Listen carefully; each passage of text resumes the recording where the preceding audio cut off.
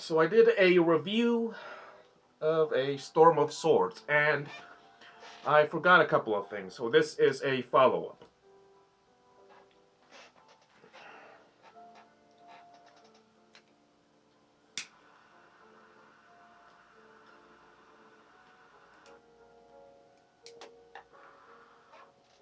I forgot to mention in my review that Stannis. I forgot to mention that Stannis uses some leeches from Edric's Storm.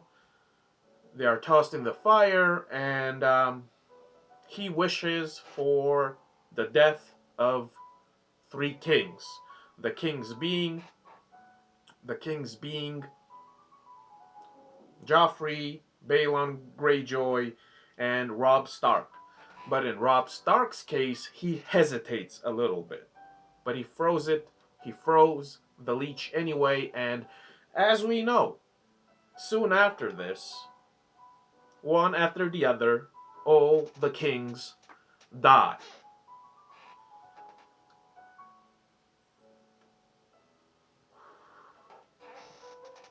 Balon falls off a bridge, allegedly. Joffrey gets poisoned at his own wedding, and Robb gets shanked at the Red Wedding. So, whether this is happenstance or whether this is R'hllor, you just have to wonder whether or not something's going on with Stannis. Because my man wished for the death of three kings and they got eliminated. So Stannis is working with some serious forces, right?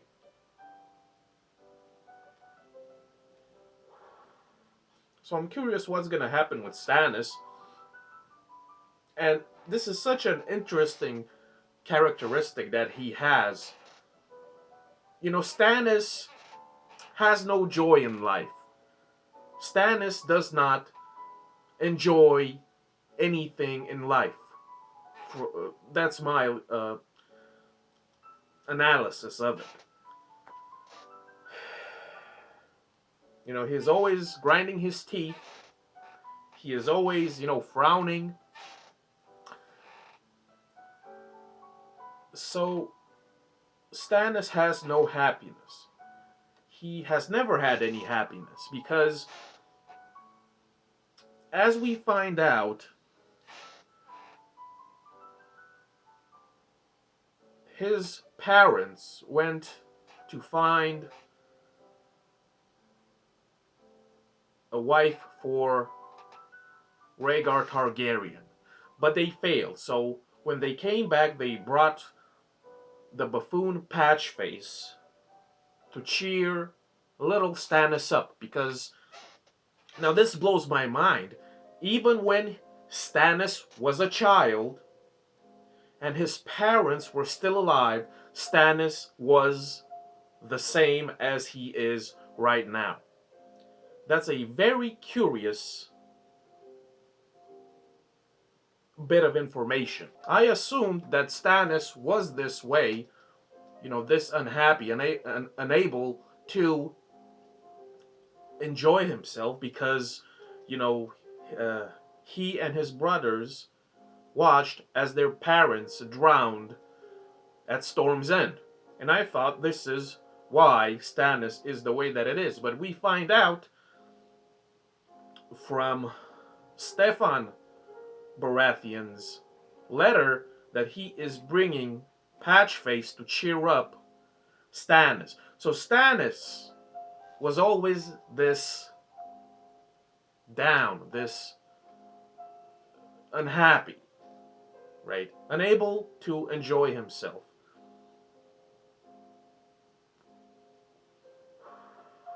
It's a very interesting characteristic to have as a child, right? Because his parents were still alive, and there was some friction with his brothers Renly and Robert, but I assume that Stannis was the way that he is because of this tragedy. But as we find out, Stannis had always been this well, not depressed, but stoic, expressionless, uh, stressed out, right? Another thing that I forgot to mention in my review, I find it highly suspicious that Howland Reed sent his kids, Jojen and what's her name? Jojen and Mira. I think it is highly suspicious that he sent his children to Bran right before, Theon took over and we know what happened, right? And why do I find this highly suspicious? Well, if you've read uh, A Storm of Swords, you know that when Bran and the Reed siblings and Hodor escape Winterfell, something peculiar happens. Mira tells Bran the story,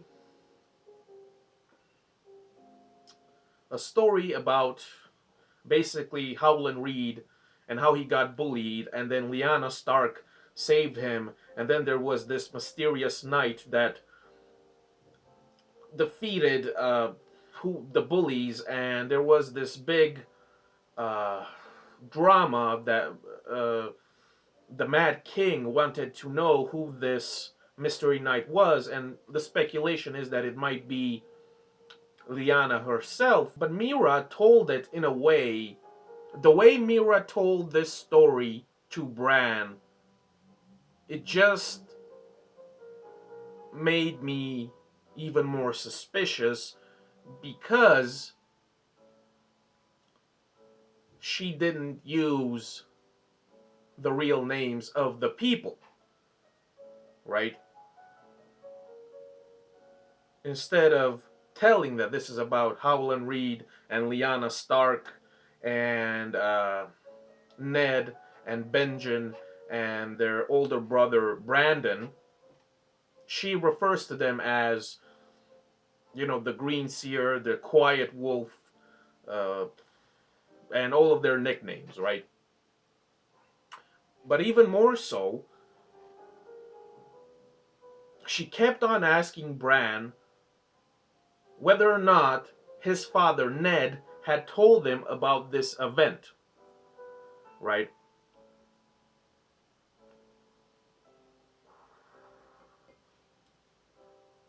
She kept on asking Bran if Ned Stark had told him about this event where Howland Reed got bullied and then Lyanna, uh, protected him, and then they invited Howland to their tent, and then Ned Stark met Ashara Dane, and so forth. But she uses all of these nicknames, right?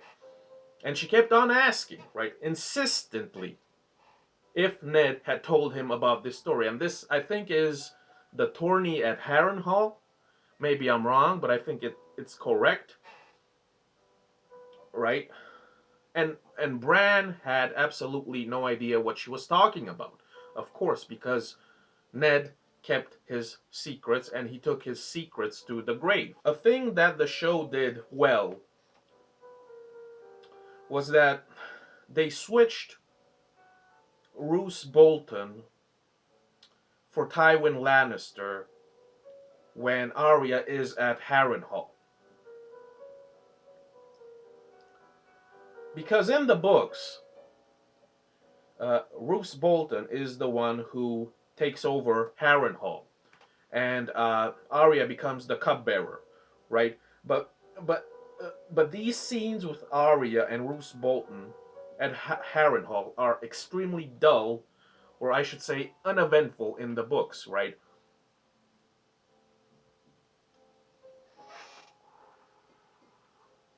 There is one scene in the book where Roose Bolton is reading a leather-bound book, and I've seen a couple of videos where somebody mentions that maybe this book is important because Roose Bolton, he throws it in the fire, right? So what was in that book that he wanted it destroyed? But in the show, the interactions between Arya and Tywin are absolutely incredible. Incredible. That was a great change that they did, because in the book it just didn't work. It was uneventful, uninteresting. Roose Bolton, as mysterious as he is, he just didn't have that presence to capture the reader as Tywin did in the show. I mean, the exchanges between Arya and Tywin in the show are breathtaking. You can't look away, right?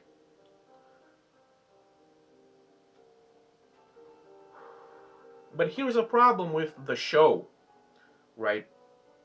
Tywin Lannister ain't no dummy. And there are a few scenes in the show where Tywin immediately knows that Arya is from the north. She is not a peasant. She is not uneducated, etc. You know, she can read. Tywin immediately notices, right? And when Tywin asks, what happened to her father, Arya says, he died. And Tywin asks, what killed him? And Arya says, loyalty. Like, again, Tywin is no dummy. He was interrogating her, you know, with subtlety, and her answers should have made him very suspicious, right? Because in the show, the actor portrays Tywin like he is,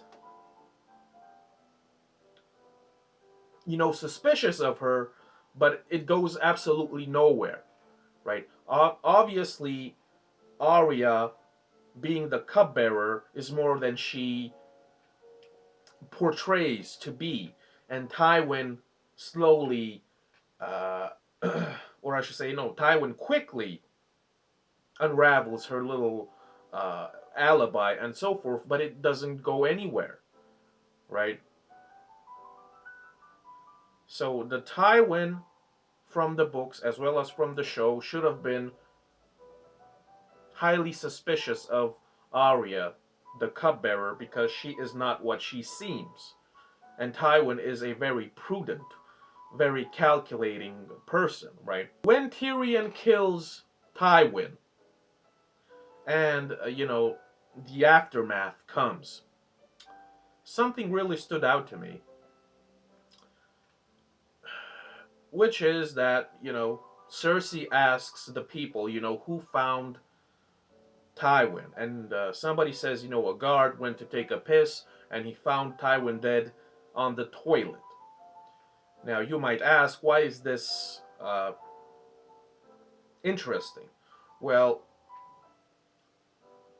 the guard went to take a piss, right? So that means that Tywin used the common, the public toilet. And I thought, he being, the Lion Lannister, being as rich and as proud as he is, I assumed that he had his own, toilet chambers in his own room or in his own wing of the castle. But no, in the book, Tywin dies while taking a shit in a public toilet that is used by commoners, right?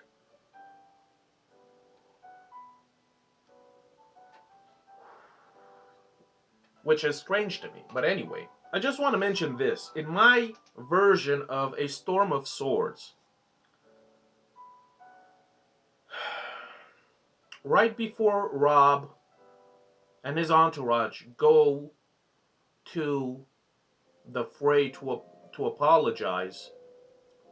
And I don't know if this is a mistake by the editor or the translator, but in my edition of A Storm of Swords, his direwolf is named as Ghost, which we all know is um, Jon Snow's direwolf, and Robb's is Greywind. So as this is happening, we know that Jon Snow had to go over the wall and join the wildlings, and Ghost couldn't come. So for a good portion of the book, Ghost isn't anywhere to be seen. He comes back pretty much at the end of the book. So tell me if Ghost goes to Robb for some reason, or if this is just a translation error. Because I kept on reading, and Robb kept on calling his direwolf Ghost in my edition. So I don't know what happened, right? Maybe I wasn't paying attention. At the end of the book,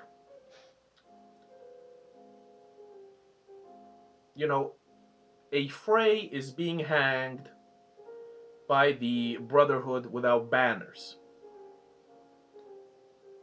And this is the first appearance of what we all know is called Lady Stoneheart, aka Catelyn Stark. At the Red Wedding, she got killed with the rest, and then she was thrown in the river, and then Arya warged into a wolf, and the wolf pulled Catelyn out of the river, and then,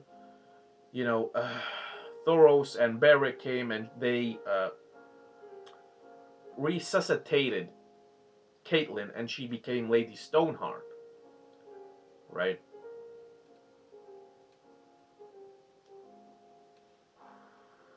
But the ending of the book, what shocked me is that the Brotherhood without banners, they treat this zombie version of Catelyn like she's just one of the boys, right?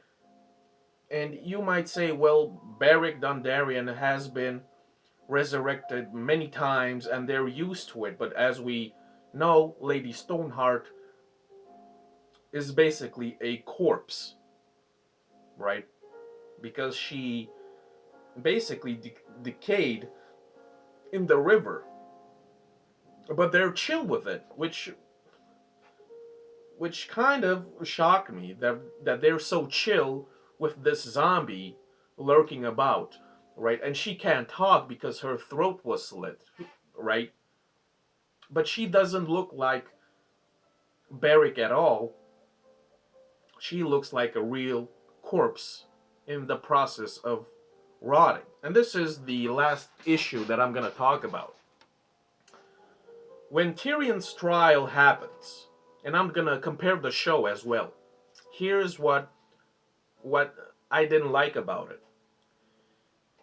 We have Shae. She makes her little speech incriminating Tyrion and Sansa for poisoning Joffrey, and Tyrion just snaps, right? And he wishes to confess, and he just loses it, and he just basically threatens King's Landing as a whole. He wants to poison them all, etc.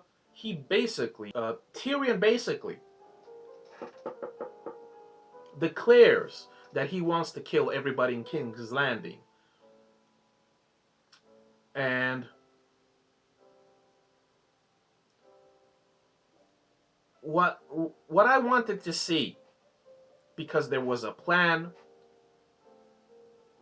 the plan was Tyrion had to confess. He would be sent to the Night's Watch. Jaime would leave the Kingsguard, and everything would be resolved. This was the plan.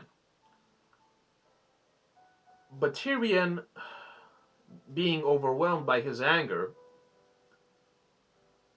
just snapped and became probably my favorite character because he is a short guy. He has always been mocked and belittled, and he had absolutely no friends whatsoever in King's Landing. Nobody, except for maybe Jaime. And he stood up in his trial where everything he said would have decided whether he lives or dies, and he just snapped, and we all know how that went. But I would have loved to see, especially, Tywin's reaction to this. In the show, this is my favorite scene when Tyrion just snaps and just says, I should have left. I should have let Stannis kill you all. I saved you. I saved this city and all of your worthless lives, etc. Absolutely amazing. Tyrion went full Heisenberg, and I love him for it. But I would have wanted to see Tywin's reaction in the book and in the show, but it didn't happen. This was a crazy moment, right? The dwarf, the imp, whatever you want to call him, stood up and he declared that he wants to kill everybody in King's Landing via poison, and he would gladly give his life if he could achieve this, right? And the normal reaction should have been that Tywin should have been shocked. Tywin should have been, distraught, right? I would have loved to see that because we know that Tywin is always plotting ahead. He's always scheming. He always makes plans and then makes other plans as a failsafe and so on, right? He's a great tactician. And he thought that Tyrion's trial would go his way, but it didn't, right? He always considered Tyrion to be meek, to be pitiful, he was a spiteful little creature filled with lust and low cunning, yada yada. But the fact that he just snapped out of nowhere, rose up, and declared for everybody to hear that he wanted to kill everybody in King's Landing, because basically his trial was, a kangaroo court in a banana republic, right? It was a farce. So Tyrion went off script. Tyrion has balls of steel, and Tywin should have been shocked by Tyrion's outburst. I would have loved to see that. And then when Tyrion sneaks, to kill Tywin, there should have been a couple of sentences of dialogue where Tywin should have mentioned, boy, you went crazy in court, right? He should have been shocked. Tywin should have been shocked by this, right? Or at least appalled, something, but there was nothing from Tywin, and that's unfortunate, right? And this is the last part. Why did Varys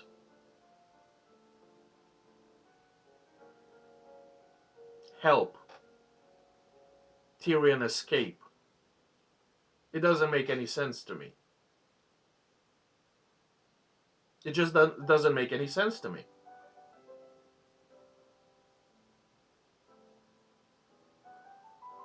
Because we know that Littlefinger has been working behind the curtains to ruin Tyrion's career. We all know this. He has done it at least twice, with the Valyrian dagger, right? And probably with Joffrey's poisoning. And And I want to know the reason why Varys helped Tyrion. Because he didn't help Ned Stark when he was in the same situation, locked in the black cells, right? He could have saved Ned. He could have helped him escape, but he didn't. Instead, we all know what happened. But now with Tyrion, he helped him escape. He put him on a boat. Gave the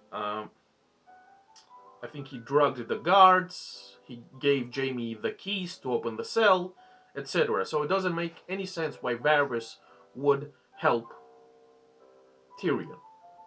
What would the reason be? Right? What's his plan? That's about it. See ya.